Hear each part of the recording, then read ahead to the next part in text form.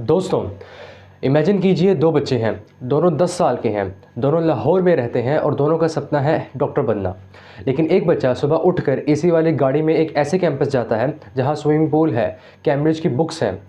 दूसरा बच्चा 2 किलोमीटर पैदल चलकर एक ऐसी बिल्डिंग में जाता है जहां ना पंखा है, ना पीने का साफ़ पानी है और ना ही पूरी बुक्स हैं।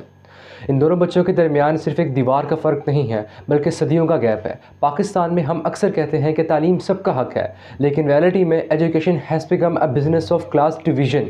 आज की वीडियो में हम एनालाइज़ करेंगे पाकिस्तान के अपार्थाइड एजुकेशन सिस्टम को। हम देखेंगे कि कैसे हमारे निज़ाम तालीम गरीब को मज़ीद गरीब बना रहा है और अमीर को मज़ीद पावरफुल बना रहा है। पाकिस्तान में एक नहीं बल्कि 3 तरह के एजुकेशन सिस्टम चल रहे हैं। Number 1, the elite tower.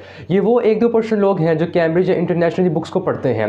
इनका फोकस रूट लर्निंग पर नहीं बल्कि क्रिटिकल थिंकिंग पर होता है और कम्युनिकेशन पर इनका बहुत ज़्यादा जोर होता है। इनकी फ़ीस एक एवरेज पाकिस्तानी की मंथली सैलरी से भी ज़्यादा होती है। Number 2, the middle tyre. ये वो लोग हैं जो प्रोविजन बोर्ड्स के अंडर पढ़ते हैं। यहाँ पर फोकस होता है सिर्फ रट्टे पर, यानी मेमोराइजेशन पर। टेक्स्ट बुक्स पुरानी है और साइंस लैब्स ऐसे हैं जहाँ पर कुछ भी नहीं है, सिर्फ धूल है। Number 3, the Madrasa system. यहाँ पर 2.5 मिलियन से ज़्यादा बच्चे पढ़ते हैं। इनका मेन फोकस दीनी तालीम पर होता है, लेकिन इन बच्चों के पास मॉडर्न जॉब के लिए उतनी स्किल्स डेवलप नहीं हो पाती। फॉर एग्जांपल, अगर आप मैट्रिक के स्टूडेंट से इंग्लिश में बात करेंगे तो वो डरेगा। लेकिन क्यों? क्योंकि उसको इंग्लिश एक सब्जेक्ट के तौर पर पढ़ाई गई है, ना कि एक लैंग्वेज के तौर पर, और उसको उस सब्जेक्ट का रट्टा लगवाया गया है। अब आते हैं हमारे यूनिक एलिमेंट पर। पाकिस्तान में इंग्लिश सिर्फ एक ज़ुबान नहीं है, द लैंग्वेज ऑफ पावर है। सोशली अगर आप इंग्लिश अच्छी बोलते हैं तो आपको पढ़ा लिखा समझा जाता है। अगर आप नहीं बोलते तो आप पेंडू या अनएजुकेटेड हैं, भले ही फिजिक्स में आपने गोल्ड मेडल लिया हो। कॉर्पोरेट जॉब, सीएसएस एग्जाम्स और इंटरव्यूज़ में उन बच्चों को प्रेफरेंस मिलती है जो एलीट स्कूल से पढ़े होते हैं। क्यों?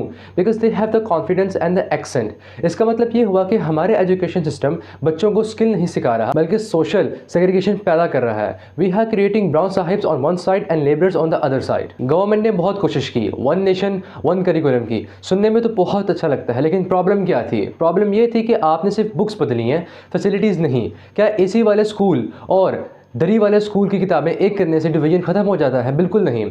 जब तक टीचर की ट्रेनिंग और स्कूल का इंफ्रास्ट्रक्चर लेवल नहीं होता, इक्वालिटी सिर्फ कागज़ पर ही रहेगी। इस चीज़ का इम्पैक्ट सिर्फ स्कूल्स तक नहीं है। पाकिस्तान की जीडीपी ग्रोथ स्लो क्यों है? जब आपकी 60% यूथ मैट्रिक और मदरसा से पढ़ने वाले बच्चे हैं जो जॉब मार्केट के लिए रेडी ही नहीं है, तो मुल्क कैसे तरक्की करेगा? हम चीप लेबर तो पैदा कर रहे हैं, लेकिन इनोवेटर्स और एंटरप्रेन्योर्स बिल्कुल भी नहीं कर रहे। अकॉर्डिंग टू रिपोर्ट्स, पाकिस्तान में 26 मिलियन आउट ऑफ स्कूल बच्चे हैं। ये दुनिया में दूसरा सबसे बड़ा नंबर है। ये कोई छोटी बात नहीं है, ये एक नेशनल इमरजेंसी है। तो सोल्यूशन क्या है? सिर्फ करिकुलम बदलने से कुछ नहीं होगा। हमें प्राइमरी एजुकेशन पर बजट बढ़ाना होगा, टीचर ट्रेनिंग को प्रायोरिटाइज करना होगा और सबसे बढ़कर लैंग्वेज बायसनेस को ख़त्म करना होगा। Talent should be judged on logic, not on English accent. Pakistan तब तक तरक्की नहीं कर सकता जब तक एक मजदूर का बेटा और एक मिनिस्टर का बेटा एक ही सीट पर बैठकर ना पढ़ें और एक एजुकेशन को अफोर्ड ना कर सकें। आपको क्या लगता है? क्या हमें ओ लेवल्स को मेन स्ट्रीम करना चाहिए या अपने मैट्रिक सिस्टम को अपग्रेड करना चाहिए? कमेंट करके ज़रूर बताएं। वीडियो पसंद आई तो लाइक करें। मिलते हैं अगली वीडियो में। अल्लाह हाफ़िज़।